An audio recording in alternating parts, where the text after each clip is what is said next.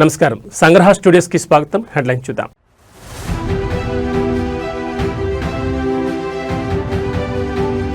ఇలాంటి నగరం మరొకటి లేదు. విశాఖపై ప్రశంసలు కురిపించిన చంద్రబాబు.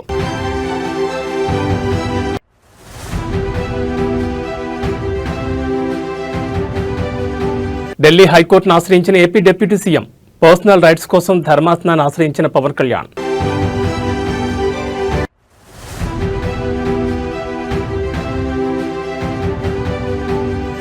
అల్లూరు జిల్లాలో యాత్రికుల బస్సు బోల్తా, 9 మంది యాత్రికులు దుర్మరణం.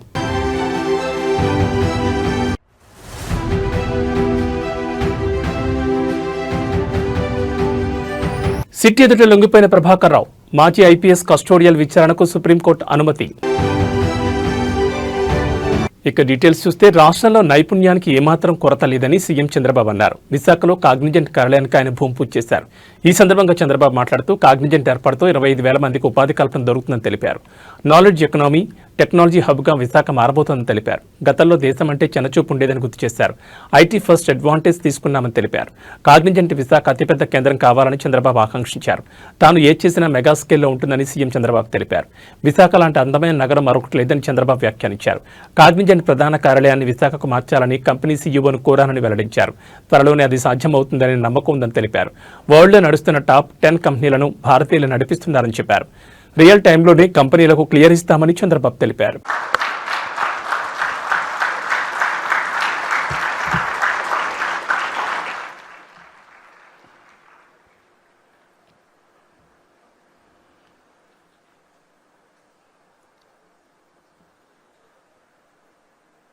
అందరికీ నమస్కారాలు. మొట్టమొదటిసారిగా కాగ్నిజెంట్లో పనిచేయడానికి ఒక చిన్న కాల్ ఇస్తే 4,500 మంది మేము సిద్ధంగా ఉన్నాం విశాఖపట్నానికి రావడానికి అని చెప్పి ఈరోజు ఇక్కడ ఆడియన్స్ అంతా కూడా ఫస్ట్ బ్యాచ్. భవిష్యత్తులో ఈ సెంటర్ని సెంటర్ ఆఫ్ ఎక్సలెన్స్ చేయబోయే ఫస్ట్ బ్యాచ్ ఎంప్లాయీస్కి అందరికీ స్వాగతం, సుస్వాగతం. సొంత రాష్ట్రానికి, సొంత మీ ఊరికి ఇక్కడికి వచ్చారు. మిమ్మల్ని చూస్తే ఎంత జుబ్లియంట్గా ఉన్నారంటే మీరందరూ చాలా ఛార్జ్ అయి ఉన్నారు. నాకు ఇప్పుడే chief executive officer Cognizant Ravikumar garu, president operations, chairman managing director Cognizant of India Rajesh Warrier garu, president Americas Cognizant Surya Gummadi garu, honourable minister Nara Lokesh garu, honourable minister Bala Veeranjaneya Swamy garu, member of parliament Muthukumilli Sri Bharath garu, honourable MLA Ganta Srinivasarao గారు, ఏపీఐఏసీ చైర్మన్ మంతెన రామరాజు గారు, secretary IT and also electronics and communications Bhaskar గారు, collector Harendra Heera Prasad గారు, ఈ కార్యక్రమానికి వచ్చిన పెద్దలందరికీ నమస్కారాలు. ఇప్పుడే నేను రవికుమార్ గారితో మాట్లాడుతున్నా. ఆయనే చెప్పాడు, ఆయన తల్లి మదర్ వచ్చి Srikakulam, grand mother Srikakulam, mother grand mother ఇక్కడే ఉంటారు, బ్రదర్ కూడా ఇక్కడే పనిచేస్తున్నాడు. ఇప్పుడు రాబోయే రోజుల్లో ఈ కంపెనీ హిస్టరీ కూడా చూస్తే చాలా ఫాస్ట్ గ్రోయింగ్ కంపెనీ. ఈరోజు మనం చూసి 94లో ఈ కంపెనీ ఇన్హౌస్ టెక్నాలజీ, ఆ రోజు ది డన్ బ్రాడ్ స్ట్రీట్ కార్పొరేషన్కి ఇన్హౌస్ కంపెనీ. అక్కడి నుంచి 98లో దీన్ని సెపరేట్ చేసి 96లో సెపరేట్ చేసి 98లో ఫస్ట్ టైం పబ్లిక్ ఇష్యూకి వెళ్ళారు. ఎంత ఫాస్ట్గా గ్రో అయ్యారంటే ఈరోజు ప్రపంచం అంతా వెళ్ళారు.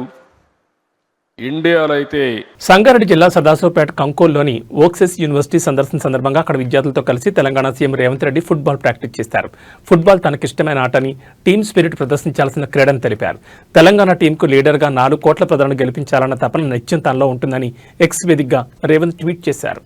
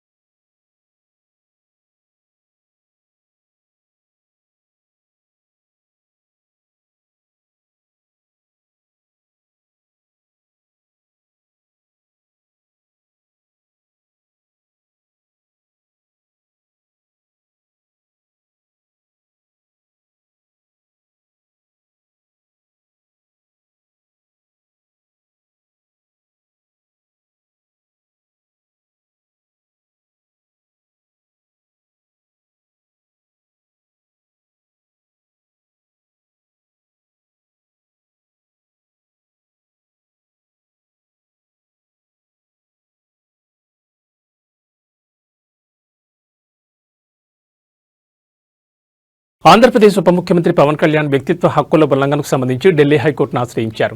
తన పర్సనల్ రైట్స్ కాపాడుకోవడానికి న్యాయస్థానంలో పవన్ తరపు న్యాయవాది దాఖలు చేసిన పిటిషన్పై విచారణ జరిపింది హైకోర్టు. ఈ సందర్భంగా సోషల్ మీడియా సంస్థలకు కీలక ఆదేశాలు జారీ చేసింది. అయితే పవన్ కళ్యాణ్ వ్యక్తిత్వ హక్కులను ఉల్లంఘించే విధంగా సోషల్ మీడియా ప్లాట్ఫామ్లలో ప్రచారం జరుగుతోందని పిటిషన్లో పేర్కొనడంతో ఈ అంశంపై తక్షణ చర్యలు తీసుకోవాల్సిన అవసరం ఉందని ఢిల్లీ హైకోర్టు పేర్కొంది. వ్యక్తిత్వ హక్కులను కాపాడడం అత్యంత అవసరం. హక్కుల ఉల్లంఘనలకు పాల్పడిన సోషల్ మీడియా అకౌంట్లపై వారం రోజుల్లో చర్యలు తీసుకోవాలని ఆయా కంపెనీలకు కోర్టు ఆదేశాలు జారీ చేసింది. అలాగే పవన్ తరపు న్యాయవాది 2 రోజుల్లోగా ఈ ఉల్లంఘనకు సంబంధించిన వివరాలు, లింకులు, స్క్రీన్ షాట్లు తదితర సమాచారాన్ని సోషల్ మీడియా సంస్థలకు అందజేయాలని హైకోర్టు స్పష్టం చేసింది. ఈ వివరాలు అందిన వెంటనే ఆ కంపెనీలు తగిన చర్యలు తీసుకోవాలని తెలిపింది. ఇక ఈ కేసు తదుపరి విచారణను డిసెంబర్ 22కి వాయిదా వేసింది. పుట్టపర్తి నారాయణాచార్యులు గారు రచించిన శివతాండవ కావ్యం పుట్టిన నేల, రచించిన నేల, తెలుగు భాష విలువను పెంచిన నేల, ఆడినమ్మ శివుడు పాడినమ్మ భవుడు అని శివతాండవాన్ని వినిపించిన నేల. ఈ నేల ఒక పుట్టపర్తి నారాయణాచార్యులు,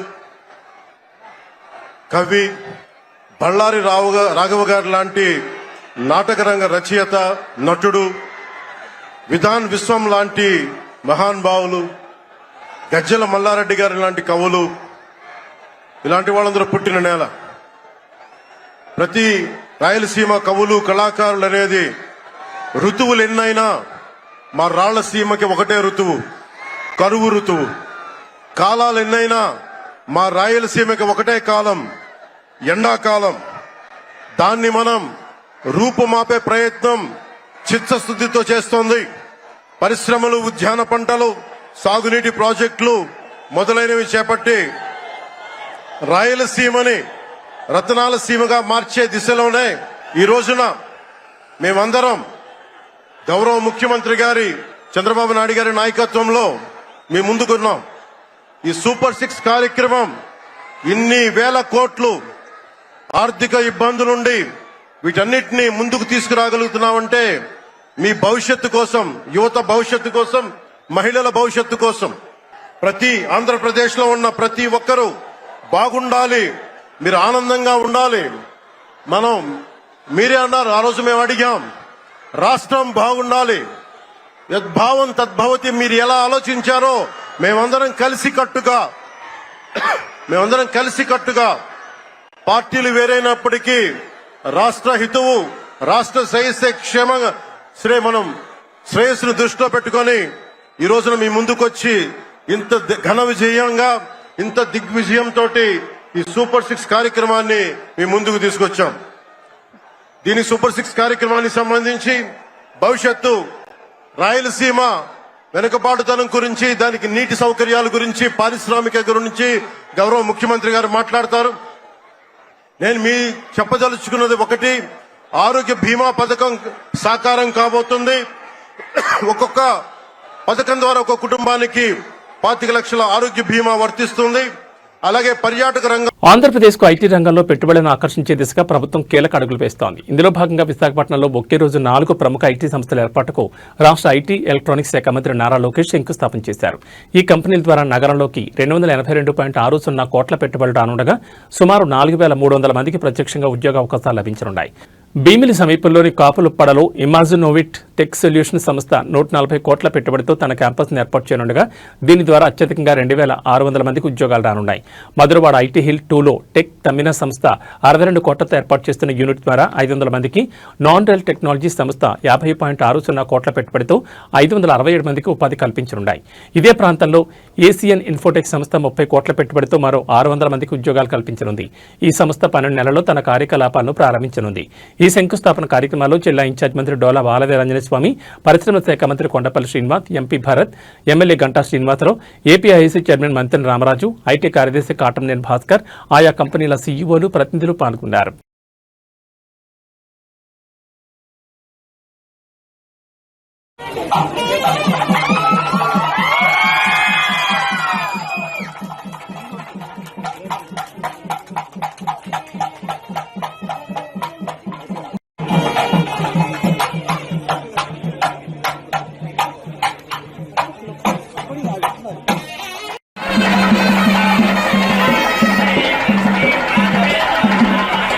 అల్లూరు సీతారామరాజు జిల్లా చింతూరు మారేడుమల్లి ఘాట్ రోడ్లో తులసిపాకాలు రాజుగారి మెట్ట సమీపంలో ఈరోజు తెల్లవారుజామున ఘోర రోడ్డు ప్రమాదం జరిగింది. చిత్తూరు జిల్లాకు చెందిన యాత్రికులతో భద్రాచలం నుంచి అన్నవరం వెళ్తున్న ఓ ప్రైవేట్ ట్రావెల్స్ బస్సు అదుపు తప్పి లోయలో పడింది. ఈ విషాద ఘటనలో ప్రాథమిక సమాచారం ప్రకారం 9 మంది మృతి చెందగా 20 మందికి పైగా ప్రయాణికులకు తీవ్ర గాయాలయ్యాయి. వీరిని చింతూరు ప్రభుత్వ ఆసుపత్రికి, మరికొందరిని భద్రాచలం ఏరియా ఆసుపత్రికి చికిత్స నిమిత్తం తరలించారు. ప్రమాద సమయంలో బస్సులో 2 డ్రైవర్లు సహా దాదాపు 37 మంది యాత్రికులు ఉన్నట్టు తెలుస్తోంది. దట్టమైన పొగమంచు వలన తక్కువ దృశ్యమానత కారణంగా డ్రైవర్ నియంత్రణ కోల్పోవడం వల్ల ప్రమాదం జరిగి ఉండొచ్చని పోలీసులు అనుమానిస్తున్నారు. సహాయక చర్యలు కొనసాగుతున్నాయి. ఉన్నతాధికారులు, పోలీసులు ఘటనా స్థలానికి చేరుకుని సహాయక చర్యలను పర్యవేక్షిస్తున్నారు. ఈ ప్రమాదంపై ఏపీ ముఖ్యమంత్రి చంద్రబాబు, ఉప ముఖ్యమంత్రి పవన్ కళ్యాణ్, మంత్రులు నారా లోకేష్, వంగల్పూడి అనిత తదితరులు తీవ్ర దిగ్భ్రాంతిని వ్యక్తం చేశారు. బాధిత కుటుంబాలను అన్ని విధాలా ఆదుకుంటామని సీఎం హామీ ఇచ్చారు.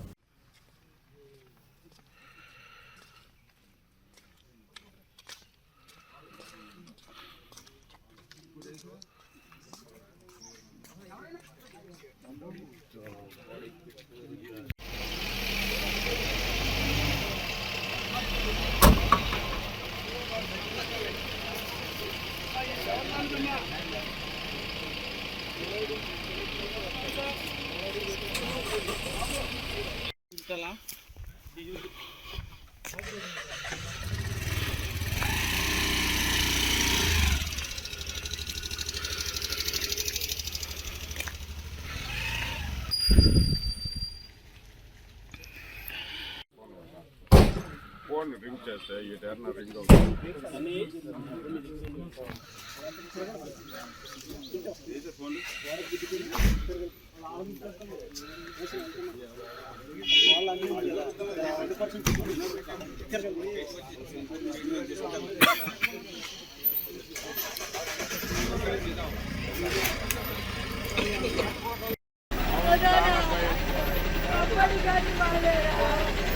భయపడిపోతాడే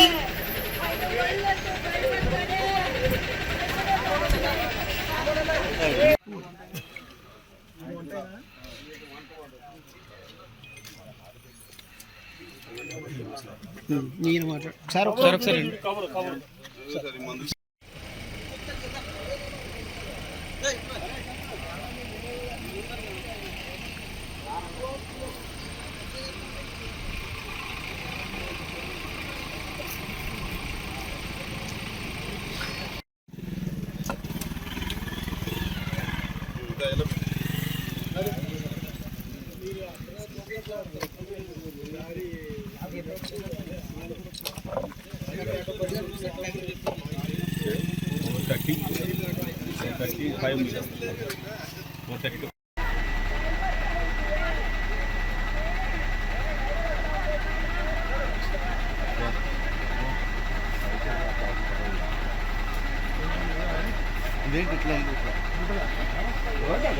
వెనక్కి వచ్చింది వెండి.